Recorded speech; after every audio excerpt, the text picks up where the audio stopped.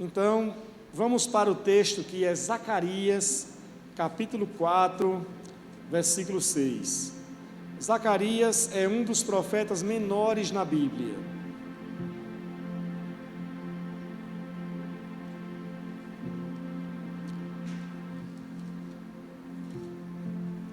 Depois de Ageu, você tem Zacarias.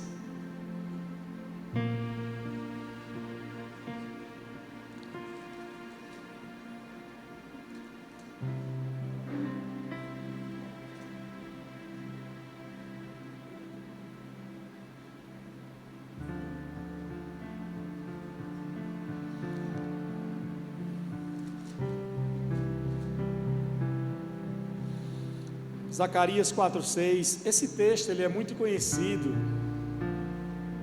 porque ele fala para nós sobre essa palavra que ela é muito conhecida, quando ela diz que então me disse o Senhor, assim diz o Senhor a Zorobabel, não é por força, não é por poder ou violência, mas é pelo meu Espírito, ou através do Espírito Santo de Deus. Com esse texto em mente, pode olhar para cá agora, nós conseguimos entender o que a palavra diz, que as coisas em Deus, elas não devem ocorrer por nenhuma outra razão, senão pelo mover do Espírito Santo. Seja o mover do Espírito Santo no nosso interior, como eu preguei quinta-feira, ele fluindo através de águas vivas, ou até mesmo pelo mover do Espírito Santo, quando ele está se derramando sobre a igreja. Mas essa palavra de hoje, que eu quero que vocês entendam sobre o mover do Espírito Santo, é que as pessoas muitas vezes, eu não sei como, as pessoas tentam às vezes medir, para dizer bem assim, o culto hoje não foi ungido, hoje a pregação não teve unção, hoje a conferência tal não foi com tanta unção. Eu não sei como as pessoas conseguem medir, porque a unção é algo muito particular, depende muito da entrega de cada indivíduo, sim ou não? Para uma pessoa o culto não pode acontecer nada para ela, porque a sua entrega é zero, mas para uma outra, ainda que ninguém toque, ninguém impõe as mãos, ou a pessoa não sabe nem cantar direito ainda, mas como ela coloca o seu coração diante de Deus, Deus se derrama e toca no seu coração. Então a entrega, ela é muito o quê? Individual. Então o Espírito Santo de Deus, ele está sempre se movendo. Repitam comigo, o Espírito Santo, ele está sempre se movendo. Quando nós olhamos para a Bíblia, nós conseguimos enxergar na Bíblia, desde Gênesis, o mover do Espírito Santo, desde a criação. Quando diz em Gênesis capítulo 1, que no princípio criou Deus os céus e a terra era sem forma e vazia, e diz mais, e o Espírito de Deus fazia o que, amados? Se movia sobre a face das águas. Ou seja, o Espírito Santo ali, ele tinha uma atividade. O Espírito Santo, ele estava ali em movimento. Nós não sabemos por quanto tempo o Espírito Santo esteve se movendo, mas ele estava presente se movendo. E quando olhamos para a palavra de Deus, desde então, o Espírito Santo sempre se moveu sobre a terra. Quando você olha em Gênesis, em Moisés, em Êxodo, nos profetas, nos reis, na escolha dos reis, em todas as atividades que envolvia a nação de Israel, sempre que Deus levantava alguém, essa pessoa, por mais que ela tivesse habilidades, Deus ainda assim derramava uma unção do Espírito sobre elas, para que elas pudessem ir além da sua atividade natural e pudesse operar debaixo de uma ação do Espírito Santo de Deus. E nós chegamos então até Jesus, sobre o nascimento de Jesus, o próprio ministério de Jesus e até a dispensação do próprio Espírito Santo, que é a que nós vivemos. Nós vivemos hoje a dispensação do Espírito Santo até o arrebatamento. Com o arrebatamento, o Espírito Santo vai ser levado junto com a igreja. E aí, as pessoas que viverem na terra não estarão mais debaixo da ação do Espírito Santo de Deus. Mas nós, que somos a igreja, nós temos o privilégio de sermos a geração que temos o Espírito Santo de Deus habitando no nosso coração. Então diga comigo: o Espírito Santo sempre esteve em atividade. Agora, quando nós chegamos no livro de Malaquias, que é o último profeta do Velho Testamento, e chegamos no Evangelho de Marcos, que é o primeiro evangelho, não na ordem bíblica como está escrito, mas na ordem do tempo em que foi escrito, não na ordem bíblica como está, na ordem como está a Bíblia, está dividida. Mas quando a gente sai de Malaquias até Marcos, ali houve o que os estudiosos chamam do período de silêncio. Quem já ouviu falar sobre esse tempo? Esse chamado tempo de silêncio, ou período intertestamentário. É um período onde durante 400 anos não houve nenhum registro de atividade sobrenatural de Deus na terra, de Deus então falando através de alguém, até que ele começa algo novo. Diga comigo: Deus sempre começa algo novo. Deus começa um mover sobre a terra, e esse mover que Deus começa, o Espírito Santo começa a tocar em algumas pessoas, e é esse o tema central hoje, que eu quero que você entenda do mover do Espírito Santo. Quando o Espírito Santo de Deus começa a se mover sobre algumas pessoas, dentro do seu plano, que era fazer algo novo, e esse algo novo não era um mover que seria passageiro, mas o que o Espírito Santo estava para fazer iria mudar o curso da humanidade. E as pessoas que estariam envolvidas com esse mover, com esse processo, também teriam as suas vidas impactadas e mudadas para sempre. E é aqui onde eu quero que você entenda que o que Deus tem para fazer na sua vida, ou através de você, vai além daquilo que talvez você imagina, vai além talvez do que você está vivendo hoje, vai além talvez do momento que você está atravessando hoje. Deus está sempre se movendo através do seu Espírito. Deus, Ele sempre está trabalhando no decorrer da história. Deus sempre esteve trabalhando. E quando Deus quer começar algo novo, como eu vou mencionar aqui hoje, Ele nem sempre, para fazer algo novo, Ele precisou de muito. Ele não precisou de muitas pessoas, Ele não precisou de muitos recursos, e não precisou também de tantas pessoas talentosas. Do que Ele mais precisou foi de pessoas que tivessem corações famintos e sedentos pela sua presença, e sobretudo pessoas que tinham corações sensíveis, ensináveis, fiéis, disponíveis, para dizer bem assim: Senhor, eis-me aqui, eu quero que o Senhor use a minha vida, eu não quero viver o meu propósito, eu quero viver o seu propósito. Eu não quero viver a minha vida, eu quero viver a sua vida. Eu não quero viver a minha maneira, eu quero viver a sua maneira. Então, o Espírito Santo, ele começa a fazer um movimento, a levantar algumas pessoas para cumprir com o seu plano que estava em curso. E o plano era trazer Jesus que se tornaria o maior presente de Deus para a humanidade. Jesus que seria o Salvador. Jesus que viria para cumprir com o plano e o propósito de Deus. Como eu disse, esse plano de Deus mudaria para sempre o curso da humanidade e das pessoas envolvidas nesse plano que estava em curso. Eu pergunto para você: você consegue assimilar o que Deus tem para você? Você consegue discernir qual é o plano de Deus para a sua vida?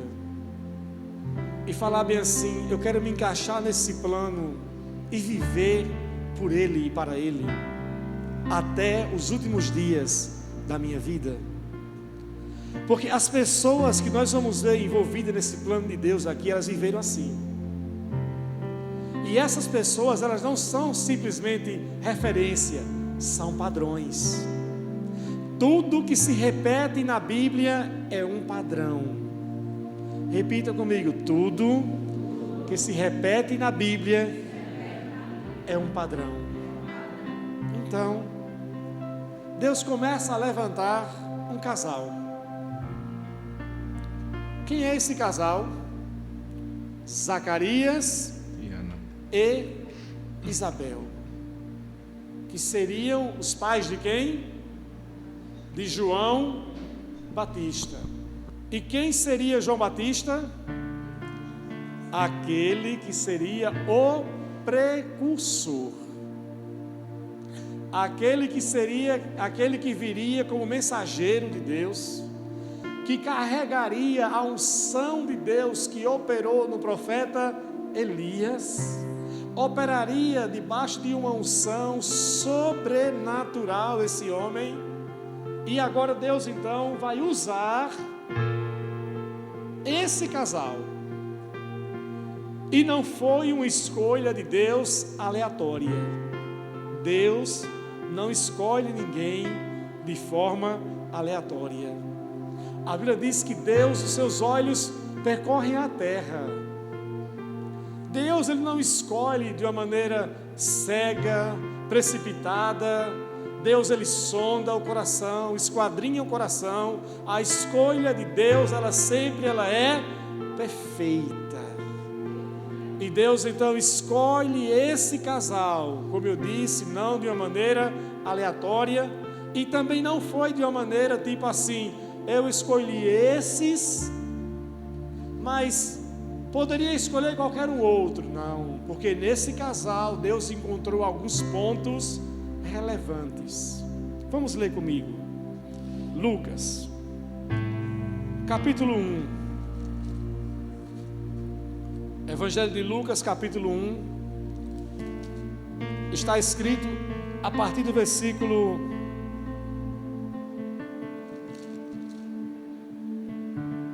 5. Diz bem assim: quando Herodes era rei da Judeia, havia um sacerdote chamado quem? Zacarias, que fazia parte do grupo sacerdotal de Abias. Sua esposa Isabel também pertencia à linhagem sacerdotal de quem? De Arão. Então, olhe só por aqui, que já era um casal familiarizado com o que, amados? Com as Escrituras. Diga comigo: era um casal familiarizado com as Escrituras. Então não foi nada aleatório. Diz bem assim: Zacarias e Isabel eram que, amados? Justos aos olhos de quem? De Deus. E obedeciam cuidadosamente os mandamentos e estatutos de quem? Do Senhor. Qualidades. Diz que eles eram justos aos olhos de quem? De Deus. Porque tem pessoas que se consideram justas a seus próprios olhos. Elas medem a si mesmas pela sua própria medida. E se a mente é uma mente corrompida, então sempre vai se achar da maneira o quê? Justa, não é? Como já ouvimos pessoas dizerem que é a alma mais justa que tem no Brasil, né? Eu sou a alma mais justa, mais limpa desse país, né? Olha só, né? Que coisa, né? Mas aqui encontramos um casal vivendo em um padrão de excelência, um padrão de integridade, um padrão de conduta, um padrão que fez muita diferença aos olhos de quem, amados? De Deus, porque a palavra diz que eles eram justos aos olhos de quem? De Deus, porque aos olhos de Deus ninguém escapa da sua justiça.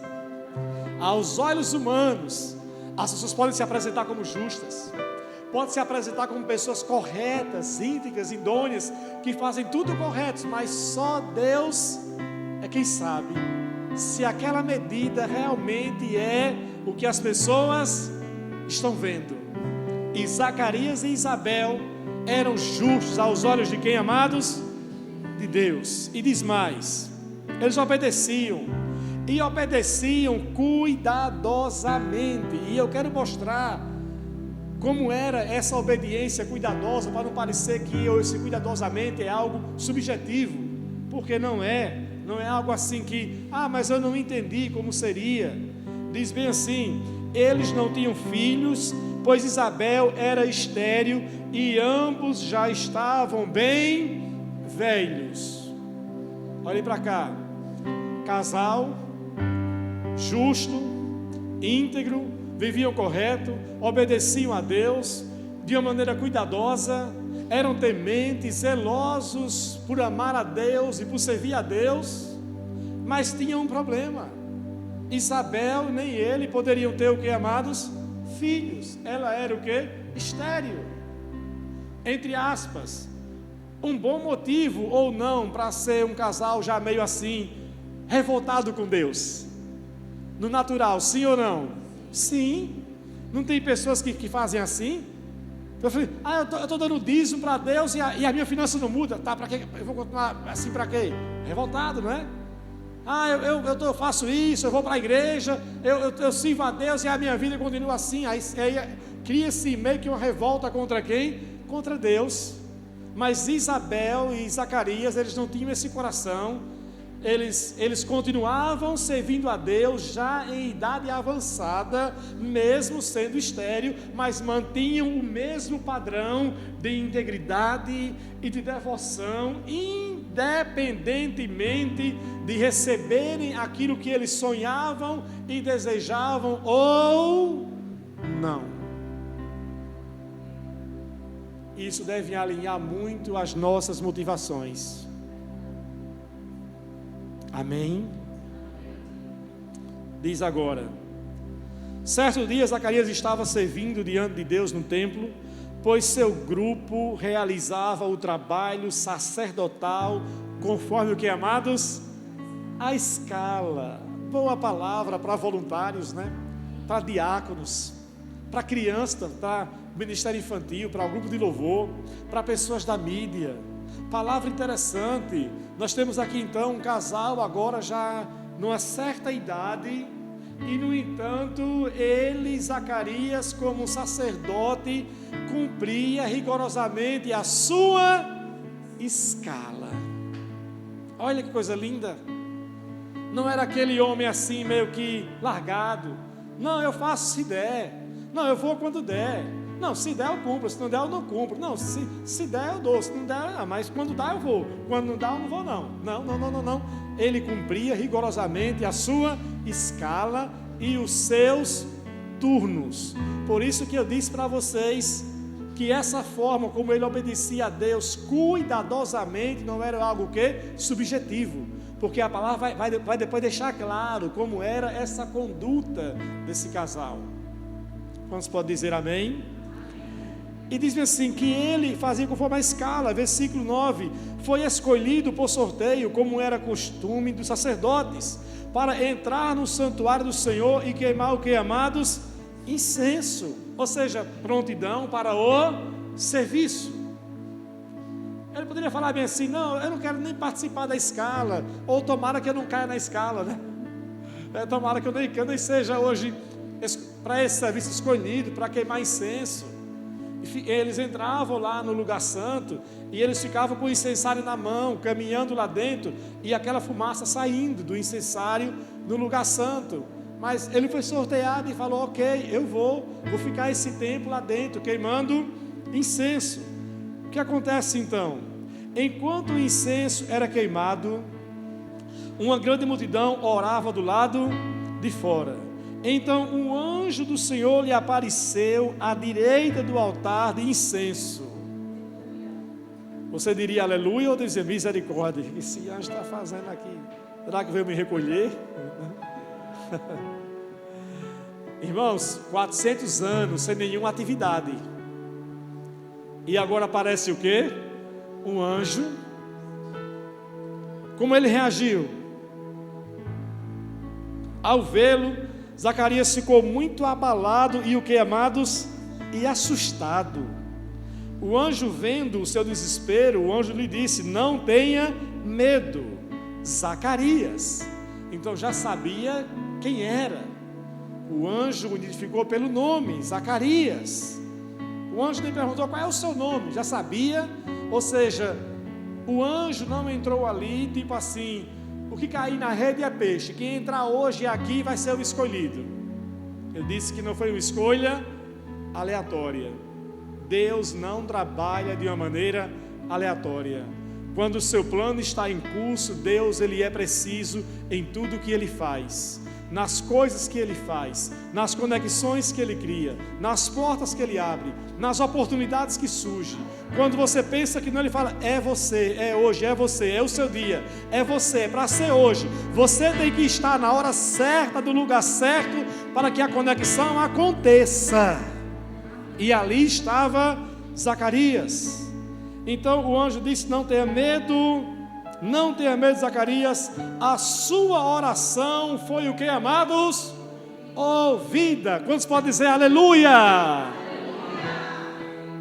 A sua oração foi ouvida. Bom, ele, como um sacerdote, tinha o dever de entrar ali e orar. Então, várias orações, por vários anos, ele já havia colocado diante de quem? Diante de Deus. Então o anjo não falou: a sua oração foi ouvida e ponto final. Não, ele especificou qual foi a oração que foi ouvida. Agora, será que para Zacarias, quando ele orou, pelo motivo pelo qual o anjo vai dizer que Deus ouviu a oração, e pelos anos que se passaram, será que na cabeça dele ele tinha o entendimento que Deus havia ouvido a oração dele? Certamente o quê? Não. Porque eu orei, e a oração que o anjo aqui diz é: a sua oração foi ouvida, Isabel, sua esposa, lhe dará o quê? Um filho, e você o chamará de quê? João. Oh, glória, amém. Quantos querem ter aqui um filho e colocar o nome de João? João, vai ser João. A sua oração foi ouvida. Você vai ter um filho e o nome será o quê? João. Mas, irmãos, eles já eram idosos e por tanto tempo esperaram um filho, e agora esse filho vem na velhice. Parece assim: será que Deus não atrasou o tempo? Será que Deus não atrasou o tempo? Sim ou não? O mundo diz: Deus tarda, mas não falha. Esse ditado é verdadeiro? Deus não tarda. Deus faz tudo certo, na hora certa, à sua própria maneira e a seu próprio tempo. Porque tem um propósito e tem um tempo para cada coisa embaixo do sol. E você vai entender porque Deus só concedeu João quando os dois já eram idosos. Continua dizendo: você terá grande satisfação e alegria, e muitos se alegrarão com o nascimento do menino, pois ele será grande aos olhos de quem, amado? Aos olhos de quem, amados? Aos olhos do Senhor, aleluia! Aos olhos do Senhor que você adora, aos olhos do Senhor que você serve, aos olhos do Senhor que você clama, aos olhos do Senhor a quem você devota a sua integridade, a sua justiça, o seu serviço, aos olhos do Senhor que tudo vê, aos olhos do Senhor que você tem servido, esse menino vai ser grande. Aleluia! Deus então está projetando algo para o futuro. E diz mais: você terá grande satisfação, alegria, e muitos se alegrarão com o nascimento do menino. Poderia parecer até que, será que tem Jesus então aqui? Vai vir, não é? Que menino poderoso, não é? Mas não era, porque não se tratava de uma virgem. Pois ele será grande aos olhos do Senhor, nunca tomará o que, amados? Vinho, nem outra bebida forte. Então, propósito para que ele fosse mais ou menos como quem? Como Sansão, como Nazireu, alguém muito bem separado por Deus. Ele será cheio do Espírito Santo antes mesmo de nascer. Diga, oh glória! Fará muitos israelitas se voltarem para o Senhor seu Deus. Será um homem com o espírito e o poder de quem? De Elias. E preparará o povo para a vinda do Senhor. Fará o coração dos pais se voltar para os seus filhos e levará os rebeldes a aceitarem sabedoria dos justos. Zacarias então disse ao anjo: como posso ter certeza de que isso acontecerá? Eu já sou velho e minha mulher também é de idade avançada. Ele respondeu: eu sou Gabriel. Olha, Gabriel, sou Gabriel Oliveira Araújo, e estou sempre na presença de Deus.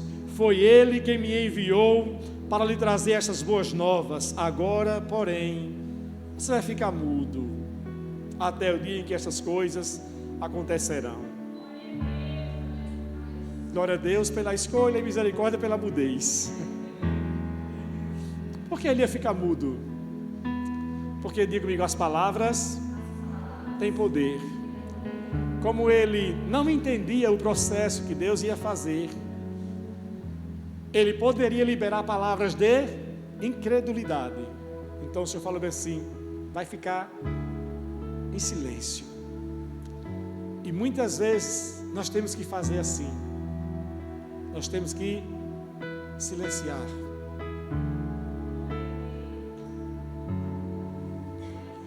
Aqui veio um milagre.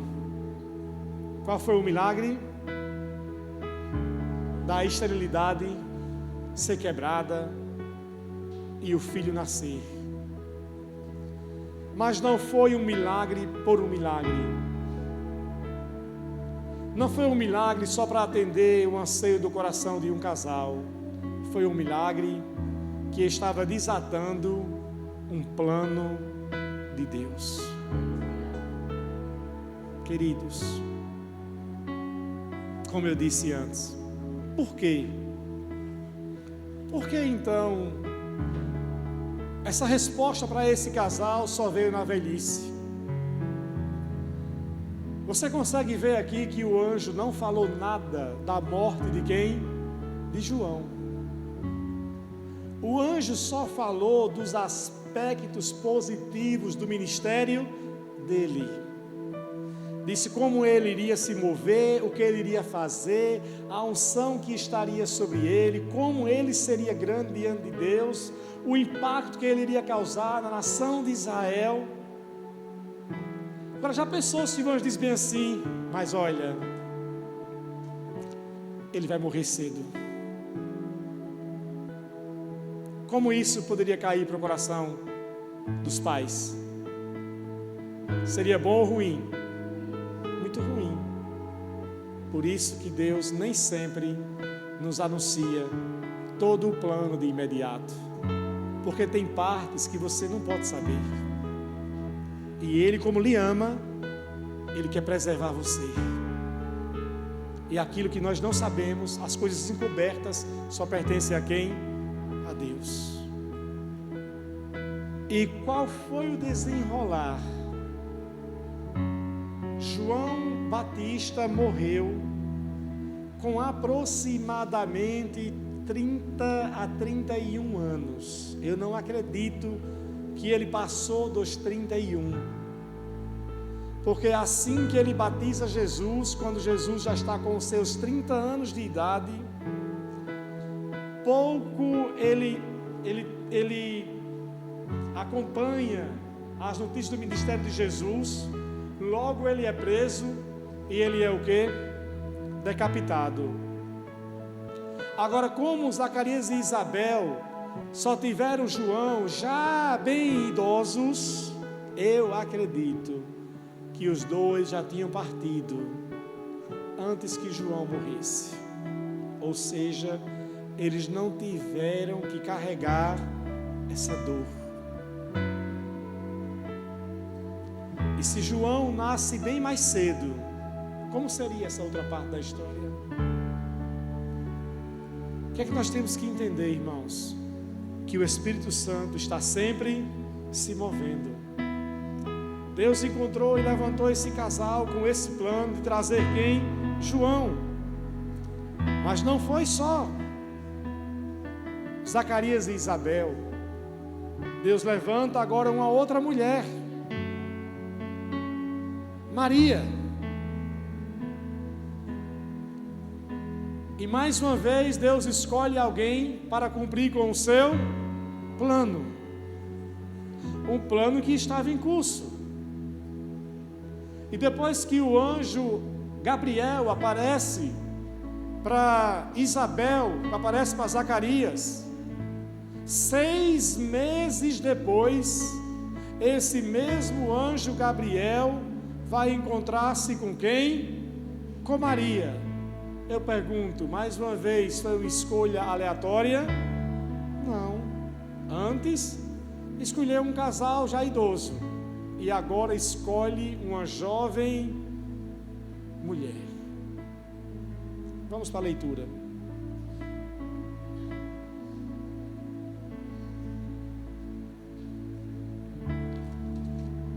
Versículo 26. No 6º mês da gestação de Isabel, Deus enviou o anjo Gabriel a Nazaré, uma cidade da Galileia, a uma virgem de nome Maria. Ela estava prometida em casamento a um homem chamado José, descendente do rei Davi. Gabriel apareceu a ela e disse: alegre-se, mulher favorecida, o Senhor está com você. Confusa, Maria tentou imaginar o que o anjo quis dizer. Olhem para cá. Até esse ponto, Maria não sabia ainda que Isabel estava grávida. Ela não sabia nada, ninguém sabia do que tinha ocorrido com Isabel, nem com Zacarias. Ele ficou mudo, ficaram em casa, ninguém sabia nada. Então, quando o anjo aparece com Maria e dá essa palavra, Maria, diferentemente de Zacarias, ela não se assustou com o anjo, mas ela ficou assim, ela reconheceu que era um anjo, mas ela não entendeu o porquê do anjo estar ali, o porquê dessa manifestação para ela sobrenatural. Então ela ficou assim, não estou entendendo, o que é que o Senhor está querendo? E agora ele começa a revelar o plano de quem, amados?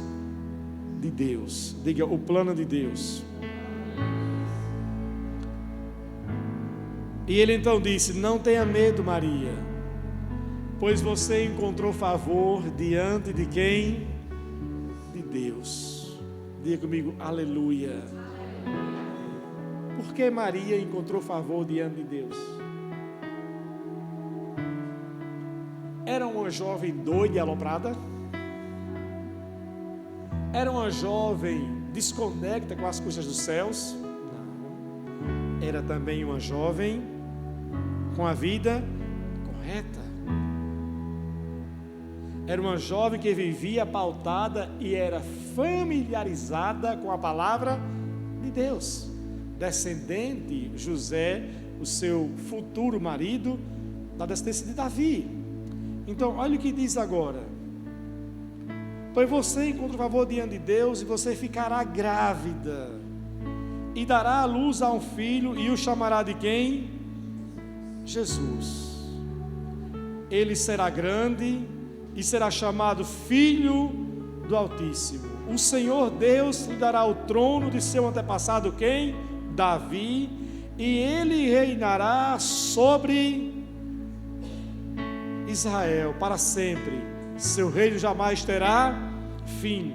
Maria perguntou ao anjo: como isso vai acontecer? Eu sou o quê? Eu sou virgem. Olhe para cá. Talvez, no primeiro instante, Maria pode ter pensado que isso aqui ia se dar através de quê? Do próprio casamento. Se daria pelo fluxo natural. Como o seu marido era descendente de quem? Do rei Davi. Deus então agora ia levantar essa linhagem real, natural, através de quem?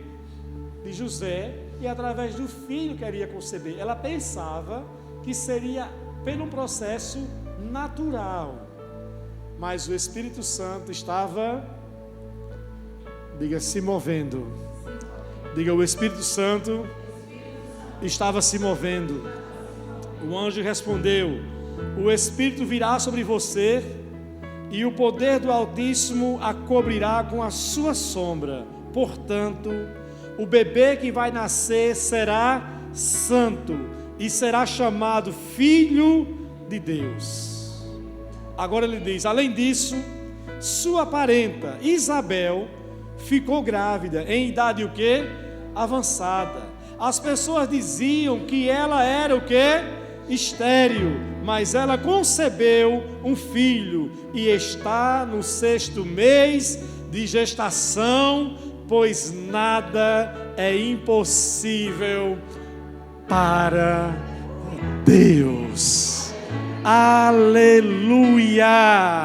Aleluia, aleluia. Esse é o Deus que trabalha após gerações e gerações, séculos e mais séculos. É um Deus que está sempre em atividade quando as pessoas pensam que nada mais vai acontecer. Quando as pessoas pensam que está tudo acabado, quando as pessoas pensam que o tempo de silêncio vai continuar sempre em silêncio, que não há nenhuma atividade, que nada está acontecendo, Deus diz: não, está acontecendo. Eu estou movendo algo. Há 6 meses atrás eu já comecei a mover em Isabel, em Zacarias. Ela já está grávida, tem um mover lá. Diziam que ela era estéril, mas ela não é estéril, porque nada é impossível para Deus. Deus trabalha no seu tempo, Deus trabalha com o seu propósito, Deus realiza aquilo que Ele quer. Ele só precisa encontrar corações famintos que respondam como respondeu Maria, ainda que sem entender claramente como tudo se daria, mas que apenas disse. Essa foi a resposta dela. Ela disse então: sim, eu sou serva do Senhor, que aconteça comigo tudo que foi dito ao meu respeito. Aleluia! Você consegue dizer isso? Que tudo aconteça comigo, assim como Deus já falou a meu respeito, vai acontecer comigo, como Deus já falou ao meu respeito. Pode parecer que você está distante daquilo que Deus vai fazer, mas nada é impossível. Ele está se movendo, o Espírito Santo está sempre se movendo. Somos nós que nem sempre entendemos o mover do Espírito. Somos nós que nem sempre conseguimos entender, fazer a leitura correta do que é que Ele está fazendo, das peças que Ele está se movendo. Então Ele levanta Isabel, levanta Zacarias, levanta agora Maria, porque o plano dele estava em curso. Mas não parou por aí. Diga: Deus não para. Ele não só levanta essas duas pessoas, levanta um homem também com um significado muito grande. Nós vamos entender agora Lucas capítulo 2. Ele agora levanta um homem chamado Simeão. No capítulo 2, no versículo 25, vamos ver algumas coisas interessantes sobre Simeão. Vocês estão conseguindo entender, amados, aonde o Senhor está nos levando nessa noite? Diz aqui a palavra: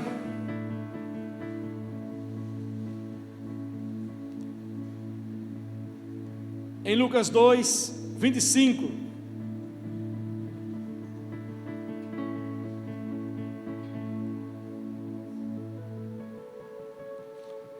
Lucas 2, 25 diz: naquela época vivia em Jerusalém um homem chamado, como amados, Simeão. Ele era o que, amados? Justo e devoto. Olhem para cá, mais uma vez, uma escolha que não é uma escolha aleatória. Grave muito bem isso: Deus não escolhe pessoas aleatoriamente. Deus sempre olha para virtudes que há no coração da pessoa. E a Bíblia diz que esse homem, ele era devoto. Irmãos, devoto. Não imagine o devoto. Tem até uma pregação minha no YouTube sobre devoção a Cristo. Não imagine devoto nesse conceito que hoje se existe no mundo, de que devoto é aquela beata, né? Aquela pessoa, aquela beatinha que está ali sempre com um tecinho, indo para a igreja, olha como é devota, não é? E só. Não. Quando a palavra qualifica alguém assim, essa pessoa que servia a Deus com devoção, é porque havia todo o interesse de coração, de entrega, de amor envolvido, de coração envolvido. Era algo assim muito espiritual, não era algo religioso, não, era algo de coração mesmo. E eu digo para vocês que a igreja de Cristo precisa resgatar essa devoção de volta, porque as pessoas hoje estão servindo a Deus de uma maneira assim tão, como diz a história, com nhenhenhen, mimimi, com muita coisinha. Qualquer coisa as mãos afrouxam, qualquer coisinha abre mão da obra, qualquer coisinha, não, estão deixando a devoção de lado. E aqui nós encontramos um homem devoto que diz que esperava ansiosamente pela restauração de Israel, e diz mais: o Espírito estava sobre ele. Diga comigo: o Espírito estava sobre ele. Ou seja, havia um mover do Espírito Santo naquele homem. Ele havia sido revelado que ele não morreria enquanto não visse o Cristo enviado pelo Senhor. Imagine que ele recebeu uma revelação de que ele não ia morrer antes de ver quem? O Messias, o Cristo. Então o Espírito estava sobre ele, fazendo o quê? O que ele fazia? Ele era um intercessor. Só que ele não era um intercessor no templo. Ele orava a partir de casa. Ele mantinha as orações para que o plano de Deus com referência à vinda do Messias acontecesse. Então é bem provável que Zacarias e Isabel, assim como Maria, foram alcançados pela oração desse homem, porque ele estava orando pela manifestação do plano de Deus. E esse é o papel da intercessão da igreja, é de orar pelo plano de Deus. Eu já vi igrejas que intercessores oram fazendo guerra com a igreja. Eu já vi lugares onde o intercessor ora contrário à igreja. A igreja está orando por uma coisa e aí está o intercessor orando pela outra coisa, contrário à igreja. Nós tivemos aqui mesmo, há muitos anos atrás, logo quando chegamos nesse prédio, que nós tínhamos uma pessoa que liderava a intercessão da nossa igreja, no início da igreja. E essa pessoa estava aqui orando, e a oração era assim: nós estamos orando, e eu só vou sair dessa igreja quando eu ver o pastor Jairzinho cair e a igreja fechar as portas. O pastor não lembra. Lucília lembra. Essa mulher orava aqui assim. Ela só ia continuar aqui até me ver a minha queda e a palavra para fechar as portas. E a gente não sabia de nada. Até que um dia o Senhor trouxe à tona. E quando a confrontamos com essas declarações dela, ela não negou. E por telefone saiu da igreja.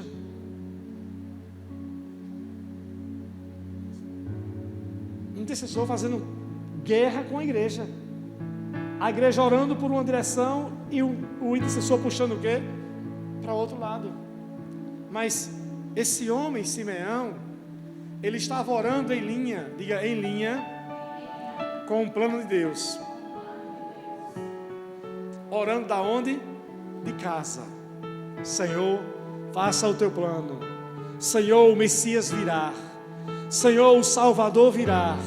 O Salvador virá até o dia em que, repare só, ele orava de casa, mas diz bem assim a Bíblia, vamos comigo, versículos antes, agora do capítulo 2, 21. 8 dias depois, quando o bebê foi circuncidado, chamaram-no Jesus, o nome que o anjo tinha lhe dado, antes mesmo de ele nascer. Então chegou o tempo da oferta da purificação, como era a exigência de quê? Da lei de Moisés. Seus pais o levaram aonde, amados? A Jerusalém, para apresentá-lo ao Senhor, pois a lei do Senhor dizia que o primeiro filho, for menino, será consagrado a quem? Ao Senhor. Assim ofereceram o sacrifício. Aí, vamos para o versículo 25, que eu já li. Aí diz bem assim, agora no versículo 27, diz: nesse dia, o Espírito conduziu aonde, amados? Ao templo. Qual dia? Qual dia aqui? Nesse dia, qual dia? Então, qual dia aqui? Nesse dia, qual dia? No dia em que Maria e José estão levando quem?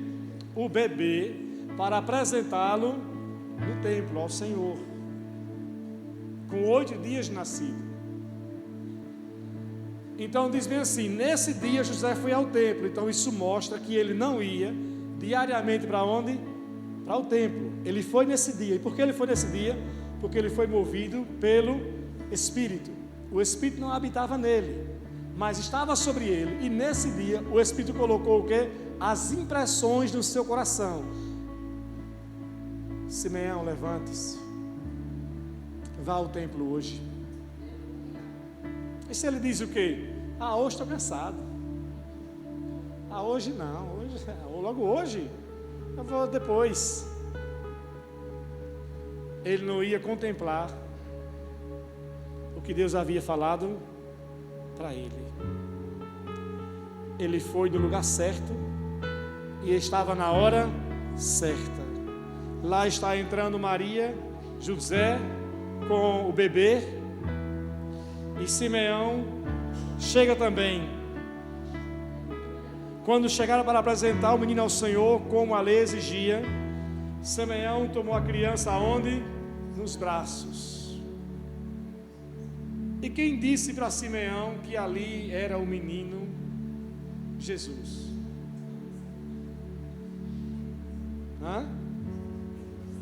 O Espírito Santo trouxe o quê? O testemunho para o seu coração. É esse o Salvador.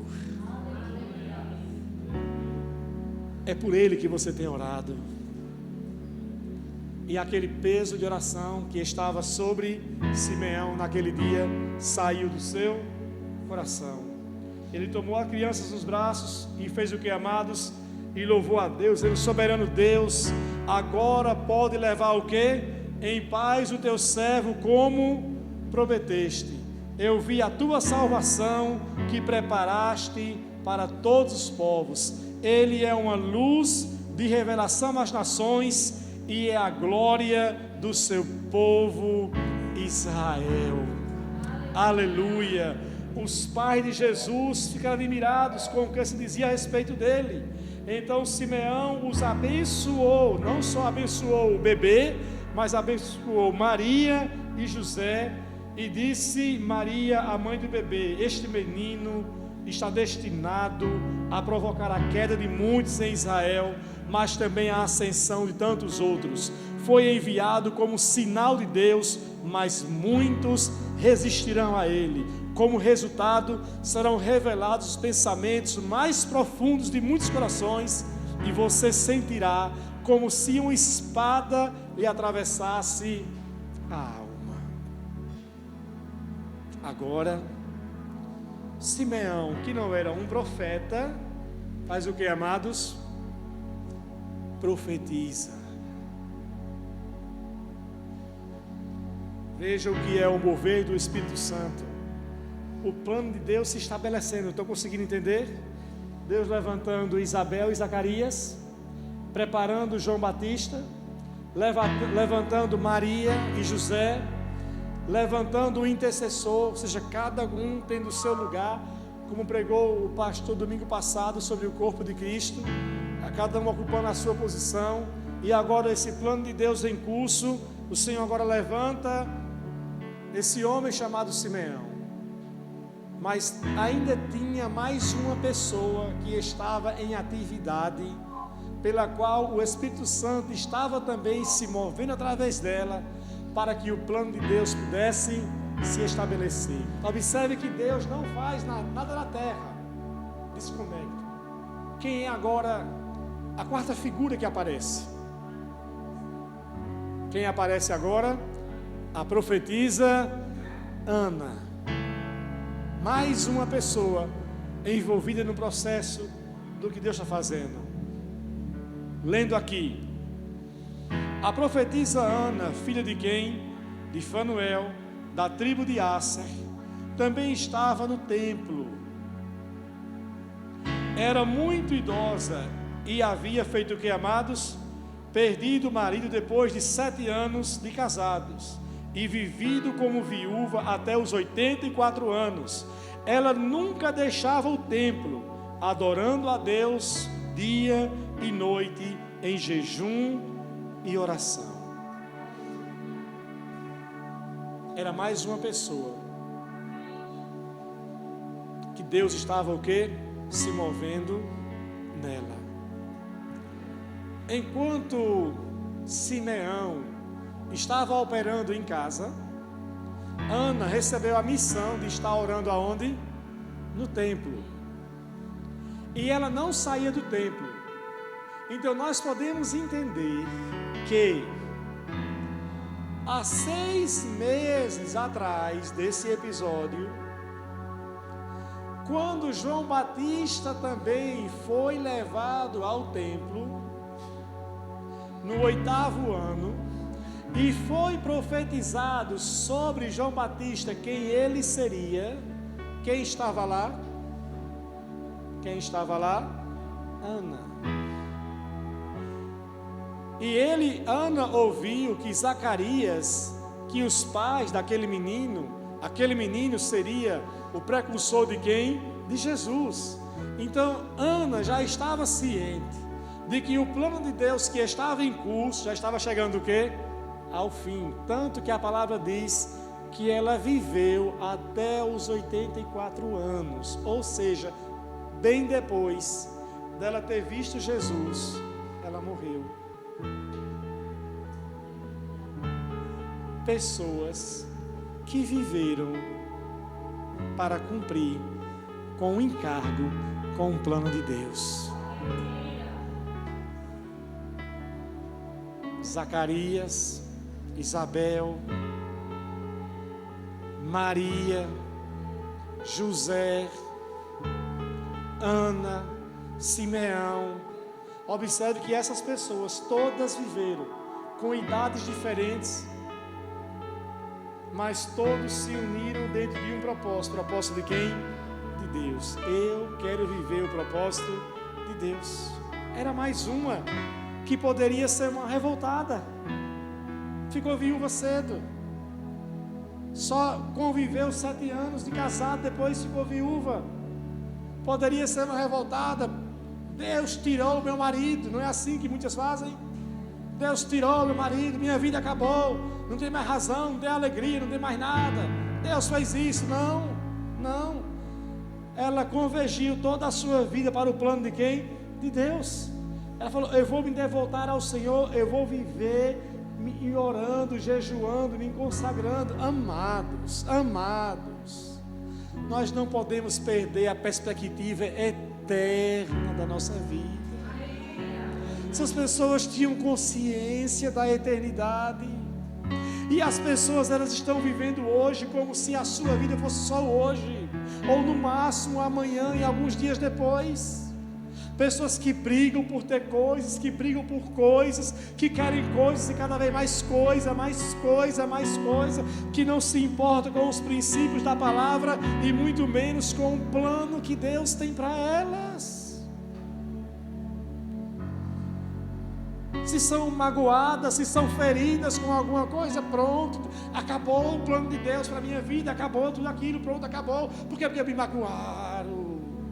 Ai, me magoaram. Oh, amados, eu estou na vida pastoral, amados, desde 20 de maio de 1995, sou pastor.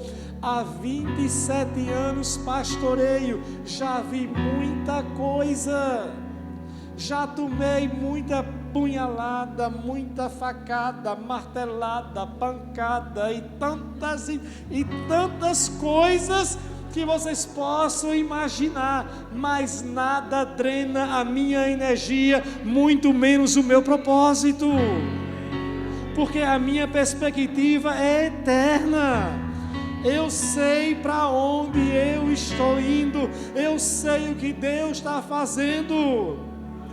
Eu não vou dormir chorando porque tem cadeiras vazias. Eu vou dormir alegre porque eu sei que eu estou cumprindo com o encargo que eu recebi do meu Deus.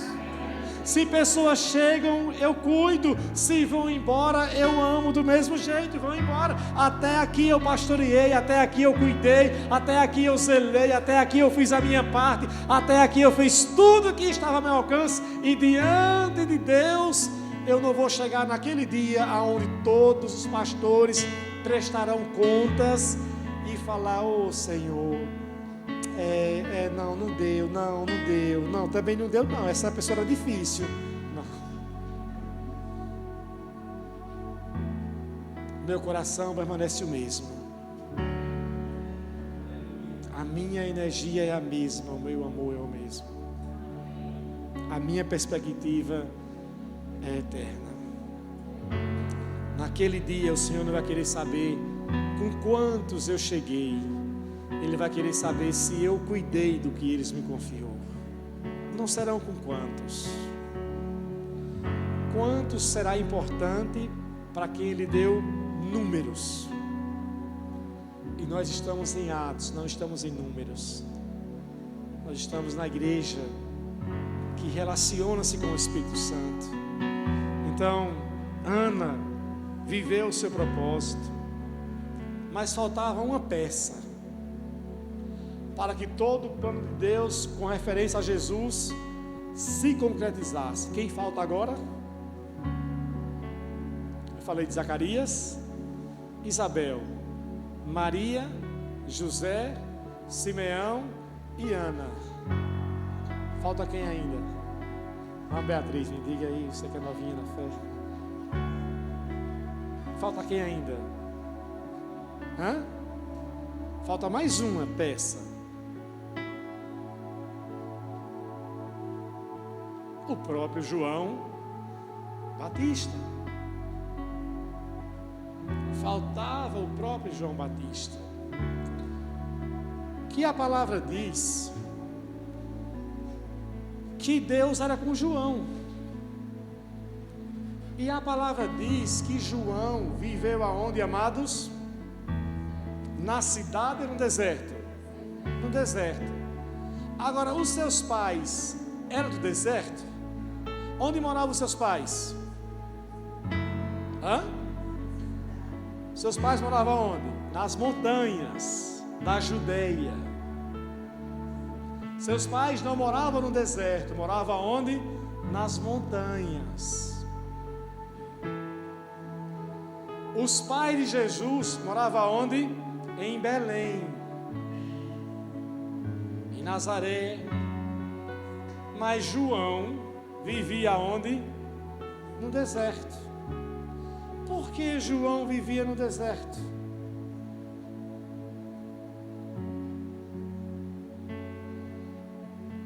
Porque João tinha uma escolha. Ele queria se preparar para o plano de Deus. E ele precisava de experiências com o próprio Deus. E naquela época não tinha sacerdote à altura que pudesse mentorear João. Os sacerdotes estavam corrompidos. Lembrem que foram os sacerdotes quem julgaram e condenaram quem? Jesus. Então João não tinha ninguém à altura que pudesse mentoreá-lo. Por isso que ele vivia nos desertos, tendo as experiências com o próprio Deus, e a palavra diz que Deus era com ele, até que então ele aparece pregando a palavra. E quando João começa o seu ministério, as multidões vão até ele, e João começa a pregar, e vai pregando, batizando, fazendo discípulos, trazendo uma mensagem. A palavra não diz que João operou nenhum milagre, mas a palavra diz que João pregava com a unção de Elias. Mas Elias foi aquele homem que operou debaixo de muitos milagres, e Eliseu que o sucedeu muito mais. E a palavra diz que João, ele não tem registro de milagre de João, mas João operava com a autoridade, era uma unção profética com autoridade. Até o dia em que quem aparece para ele? Jesus. João teve 2 encontros tete a tete com Jesus. Ele estava em um lugar, passou Jesus e ele disse o quê? Eis o Cordeiro de Deus que tira o pecado do mundo. Em outra ocasião, agora, João se depara com Jesus na ocasião do batismo. E no batismo, quando Jesus vai até João para ser batizado, João sabe que ali ele está diante do Salvador. Ele sabia que Jesus era filho de quem? De Maria. Ele sabia que Jesus tinha nascido de uma maneira sobrenatural. Então ele sabia que ele estava diante do próprio Cristo. E ele falou: não vou lhe batizar. E o Senhor fala: João, faça tudo como diz as ordenanças, eu tenho que ser batizado. E aí então João batiza Jesus. Quando Jesus é batizado, o céu se abre e a pomba vem sobre Jesus do Espírito Santo, e a palavra diz: esse é o meu filho amado em quem tenho grande prazer. Agora Jesus começa o seu ministério, e o ministério de João está chegando o quê? Ao fim. João, certa ocasião, fica sabendo que Jesus está fazendo muitos milagres, e ele então, para certificar-se de que estava chegando fim o seu tempo, ele manda alguns discípulos perguntar: Jesus, o Senhor é aquele que de fato estamos esperando ou temos que esperar algum outro? E ele faz alguns milagres naquela hora, Jesus, e diz: vá e diga para João que os cegos veem, que os coxos andam, que os leprosos são curados e é chegado o reino de Deus. E os discípulos contam tudo para João e João diz: está tudo bem. Mais uma vez chega a notícia para João e dizem para João: João, aquele que você batizou no Jordão está do outro lado batizando também, e as multidões agora estão seguindo ele. Aí João diz o quê? Mais importa que ele cresça e que eu diminua. Em outra tradução é bem assim: que ele venha para o centro e eu me desloque para os lados. É a hora dele. O plano de Deus está cumprido. Jesus chegou, o Espírito Santo está sobre ele. E em Lucas 4 disse Jesus: o Espírito do Senhor está sobre mim, pelo que me ungiu para pregoar boas novas aos quebrantados de coração. Ele me ungiu para curar os enfermos, para anunciar o ano da bondade do Senhor. E ali começa então agora uma nova fase na humanidade. O Espírito Santo logo em breve seria derramado sobre eles. Amados, Deus sempre está trabalhando. O Espírito Santo está sempre se movendo. Observe que nenhuma ponta ficou solta. Todas foram conectadas, desde Isabel a Zacarias, passando por esses personagens que eu falei para vocês, até chegar em João e Jesus. E o plano de Deus se concretiza. Eu quero dizer para você que para que todo o plano de Deus se concretizar em sua vida, Deus só quer de você a disponibilidade do seu coração, de falar: Senhor, trabalhe na minha vida. Não é como eu quero, é como o Senhor quer. Molde a minha vida, trabalhe no meu coração, trabalhe no meu caráter, tire as deficiências. Eu quero te servir, eu quero viver o seu plano e o seu propósito. Quantos entenderam? Fique em pé.